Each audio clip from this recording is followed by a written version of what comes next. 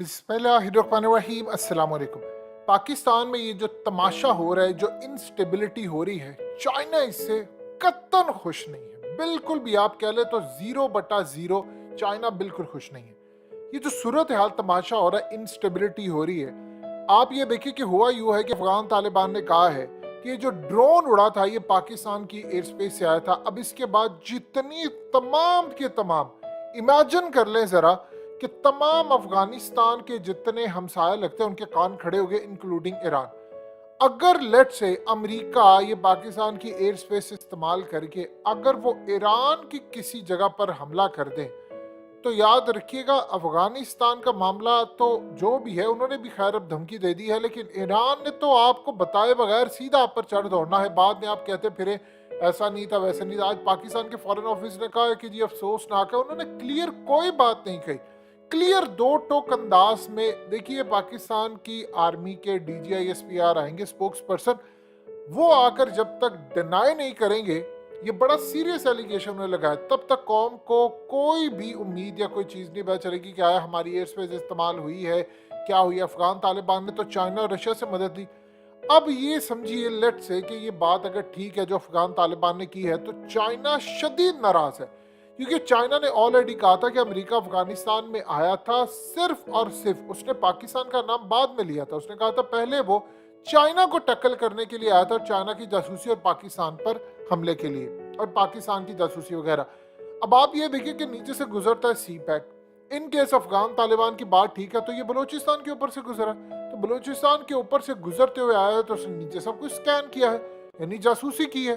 तो ये बात तो चाइना को हजम नहीं होगी। अब असल में जो होने जा रहा है, चाइना का उधर गेयर वो उसने इस वक्त डाल लिया है, और ये जो गेयर अब उसने किया है वो असल में इंडिया के साथ लड़ाई के लिए उसका मामला बिल्कुल सीधा हो चला है। आज ताइवान के अंदर 12 उनके तैयारे घुसे हैं उनकी एयर स्पेस में, और ताइवान ने शदीद एहतजाज किया है। असल में अब चाइना पाकिस्तान के जो तमाशे चले सबको पता है, चाइना को भी पता है ये कौन ऑडियो लीक कर रहा है। ये जो आज ऑडियो लीक हुई है, और उसमें खास तौर पर याद रखिएगा IMF के हवाले से जो शौकत तरीन की ऑडियो लीक हुई है, हकीकत टीवी ने आपको पहले बताया था कि इसमें कई हिस्से काटे हैं, कई बाद में जोड़े, और सबको पता है ये कौन कर सकता है। और किसी की पाकिस्तान में इतनी ताकत तो है नहीं कि कोई किसी की कॉल लीक जो है वो कर दे या उसकी रिकॉर्डिंग करे। जब दिमाग ही सारा दिन इधर होगा तो बात कहाँ पर बनेगी। अब चाइना इस सूरत हाल में देख रहा है कि पाकिस्तान में इनको इन तमाशों से फुर्सत ही नहीं मिल रही। असल में अब पोजीशन लेने का वक्त आ गया, और पोजीशन क्यों लेनी है कि ब्रिक्स के अंदर, असल में आप जानते हैं कि ब्रिक्स आप समझ लीजिए चाइनीज मेड नेटो टाइप एक चीज है, जिसके अंदर ब्राजील है, रशिया है, चाइना है, इंडिया है, यानी दीगर ये असल में है, और साउथ अफ्रीका भी उसका पार्ट है, लेकिन मेनली चाइना समझ ले इसको कंट्रोल करता है। अब चाइना ने ये कहा है कि सऊदी अरेबिया, ईरान, तुर्की, इजिप्ट, ये जरा सुनते जाएं, और उसके साथ ईरान और अल्जीरिया अब ये भी शमूलियत इख्तियार करने जा रहे हैं। पाकिस्तान कहां पर खड़ा है, जरा पाकिस्तान का तो पूछ ले कि हम कहां पर खड़े हैं। मोदी ब्रिक्स के ऊपर जाता है, सारे वहां पर होते हैं, पाकिस्तान का कोई पता ही नहीं है। ये नहीं उन्होंने कहा कि पाकिस्तान ने अप्लाई करने की बात की, पाकिस्तान का कोई पता ही नहीं है। अब ये सारे का सारा जो पलड़ा है इस वक्त अरब ममालिक का, तुर्की का, वो सारा चाइना और रूस की तरफ जा रहा है।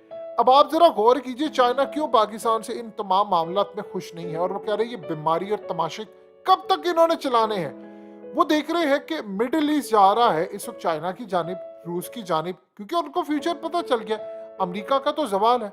और पाकिस्तान क्या कर रहा है, वो अमेरिका के आगे लेटा हुआ है, वो अपने मुल्क में तख्ता उलट रहा है। और वो ग्लोबल टाइम्स के आर्टिकल आपको कई दफा हमने दिखाए कि वहां पर ये सूरत हाल चल रही है कि जी इमरान खान का तख्ता अमेरिका ने उल्टा था। वो सबको पता है, बच्चा बच्चा जानता है, जिन्होंने गिराया है वही नहीं मानते इस बात को, बाकी सबको पता है कि अमेरिका ने काम किया है। अब जो कहानी शुरू हुई है वो कहानी बड़ी अजीबो गरीब है।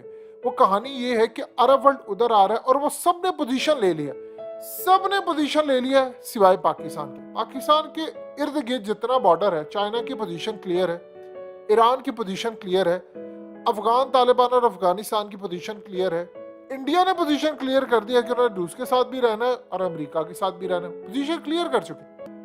आपका ही नहीं पता कि आप कहां पर खड़े हैं। आपके मुल्क का प्राइम मिनिस्टर जब इमरान खान थे वो कहता था मैंने रूस के साथ खड़े होना है, और दूसरी ताकत किसी और जानिब खड़ी थी।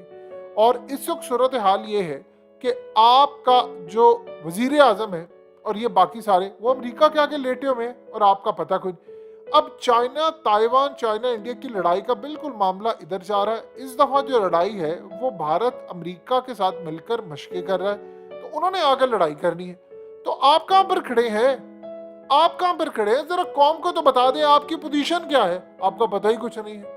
यानी जो बेशरम लोग होते हैं आप उनके बारे में जरा समझिए। हमारी पोजीशन ही कोई नहीं है।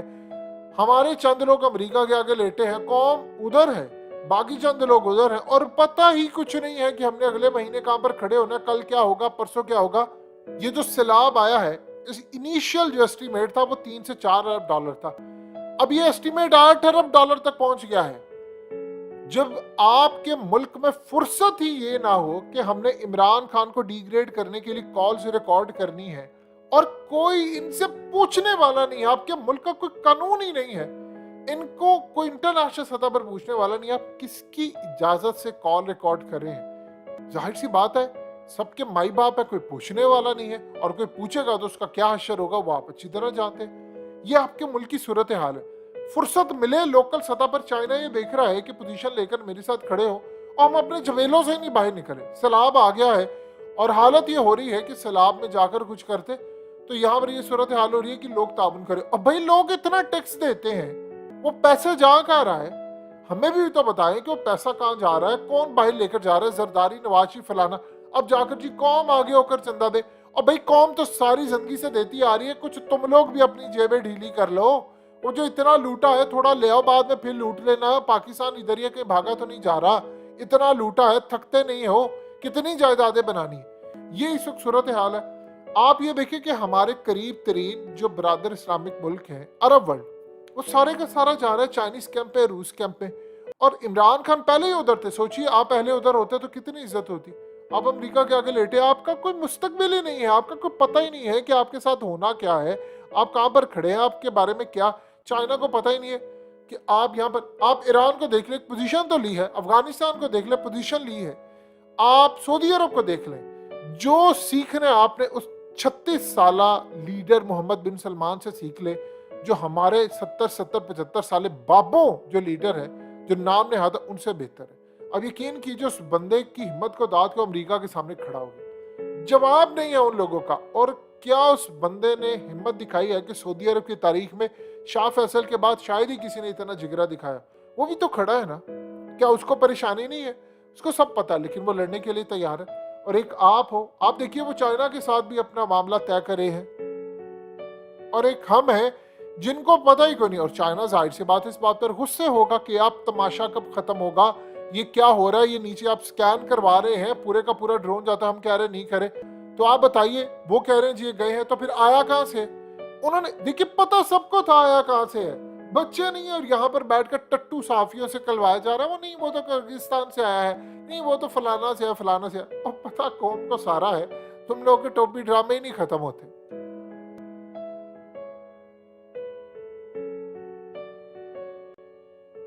हकीकत टीवी को सब्सक्राइब करना मत भूलें, वीडियो को लाइक करें, शेयर करें और कमेंट सेक्शन में अपनी राय का इजहार जरूर करें।